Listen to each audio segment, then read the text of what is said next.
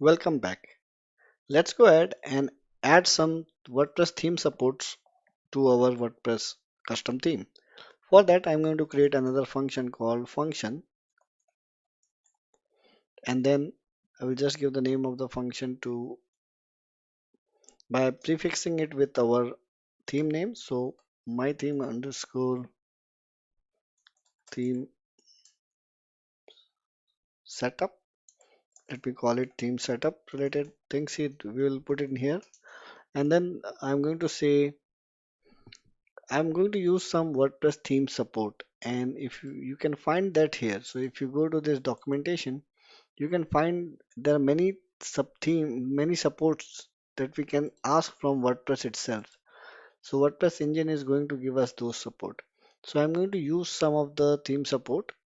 So let's go ahead and start writing them. But what I've also done is I've created an important links file in the same folder of my theme, where you can also get where I'm putting all these links. So this was the link for the style CSS, and this is for the theme support, and this is for the nav bar, and I've added some text to it. So we are going to add these theme supports. So let's go ahead and see how we can do that. So here I'm going to go to my functions.php and add the first support. So I will say add theme support,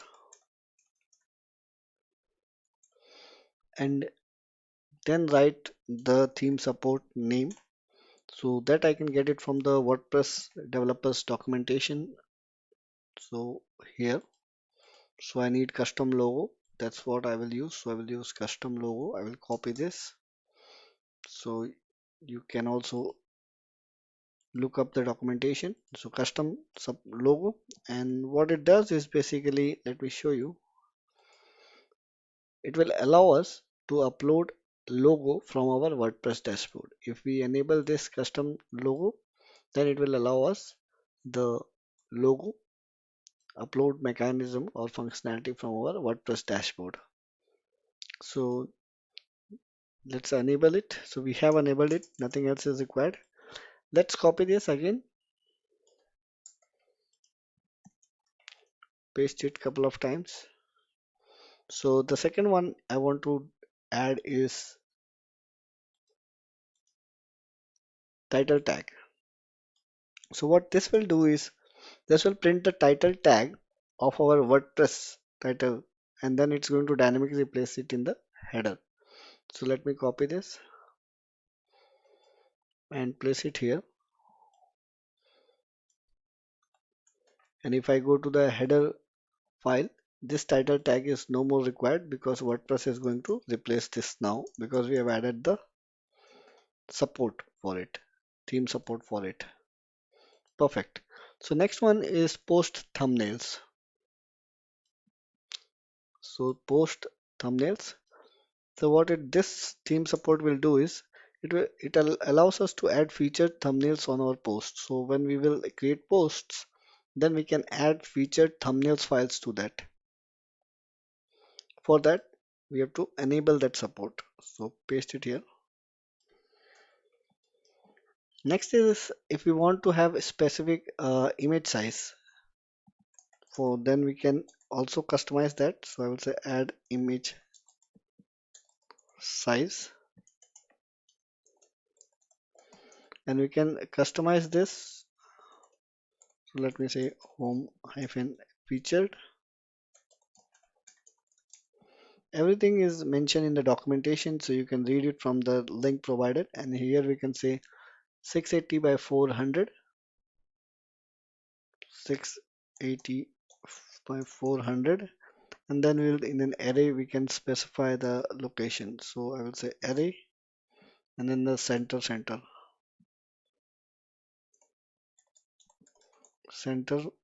and then center. So this was about the image size. Give a semicolon here. Next is another theme support, which is automatic feed links. So let's add that. Then we will look at what it does.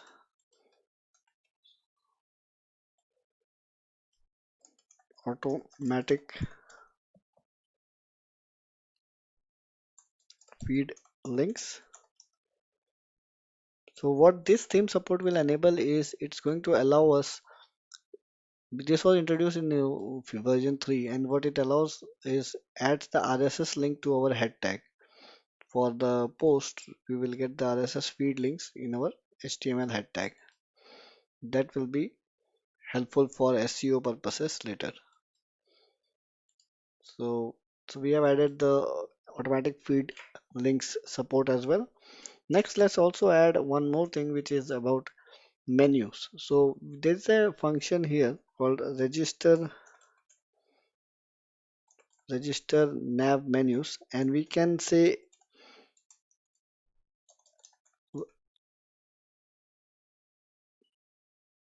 we can specify here with an array how will our menu be located. So whatever we give here will start to appear in our dashboard, which we are going to see later.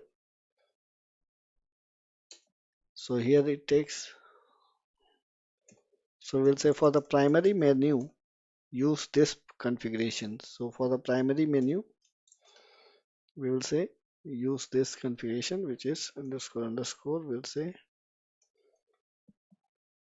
and we'll say name as primary menu. That's how it will look, and we'll give the theme name as my theme.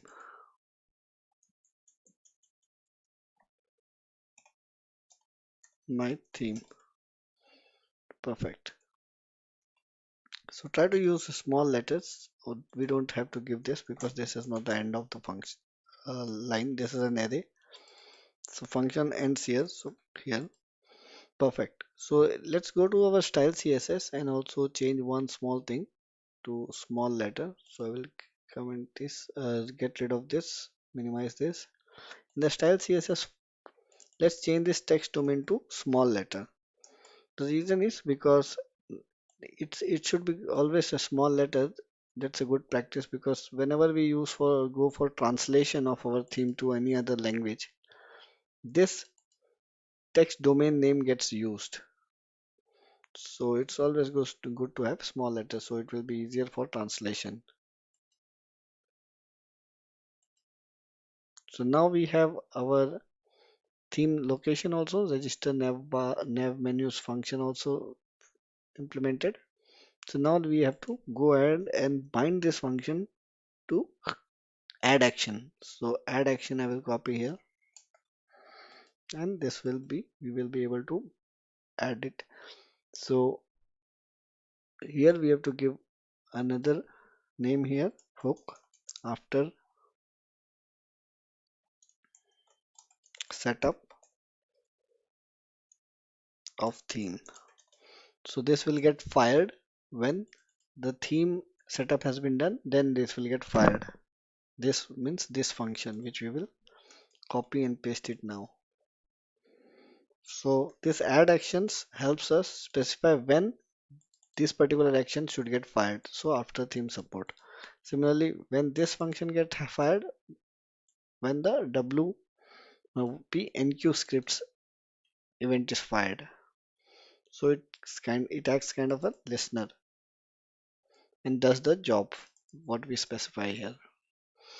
All right. So I think we are done with this part. So let's continue further in the next video.